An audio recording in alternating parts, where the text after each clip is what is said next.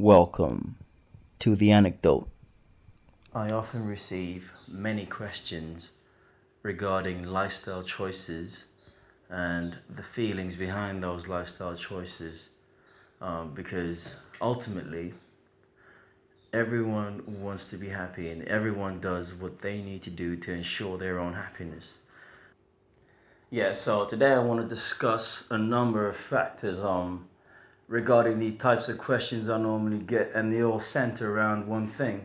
Trying to find out what my opinion may be regarding certain aspects of existence or certain elements of the human experience. And that brings me back to the experience itself. And most people do not realize that they end up robbing themselves of the learning experience by looking for shortcuts to do things, or what's the easiest way to do this, or what's the easiest way to do that, or what's the quickest way to do this, and what's the quickest way to get certain results doing that. And for me, I feel as if you're robbing yourself of the learning experience. The thing about the experience itself is that it's so unique because we all have different neural structures, neural networks. We all think differently. No one else thinks the same thing as someone else. So we're unique in that respect. So one thing that might apply to you might not apply the same way to someone else.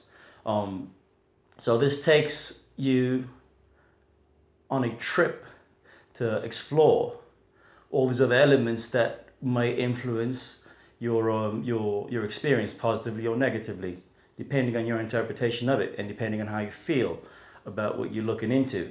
One thing I have to mention is that science cannot explain your experience. Religion cannot explain your experience. Tradition cannot explain your experience. The law cannot explain your experience. The collective experiences of others cannot explain your experience. Only you can explain your experience based on how you feel, based on how that feels inside. So certain people do certain things to cultivate or strengthen or reinforce the experience which they feel assists them in attaining whatever they want to attain.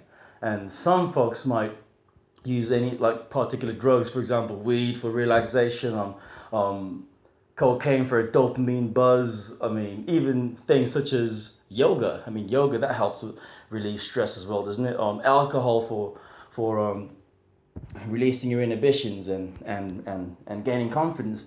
I mean, who are we to judge whether that's good for you or not? And that often gets to raise questions on a dichotomy between good or bad, right and wrong.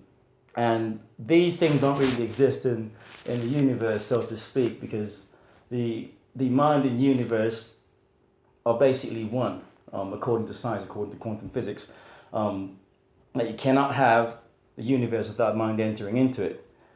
So the right and wrong thing to do is what we define as human beings, is what we make up these morals. I mean, think about something such as an element such as revenge.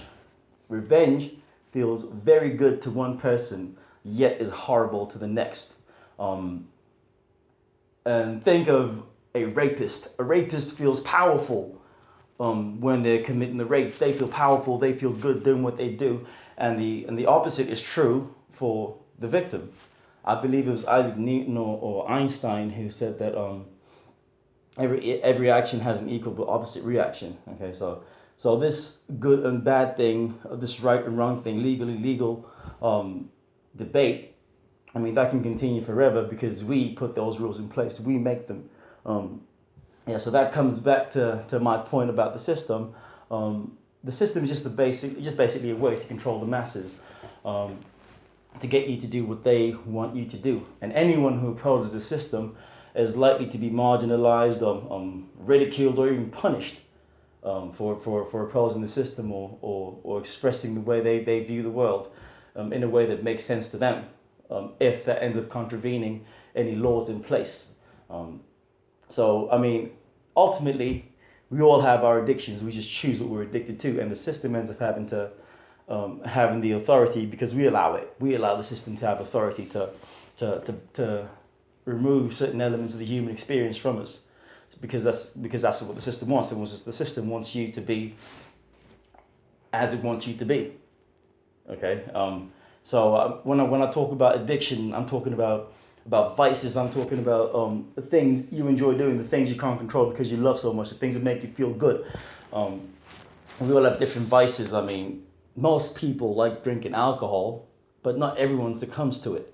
So it succumbs to the addictive properties that this entails. The same applies to tobacco.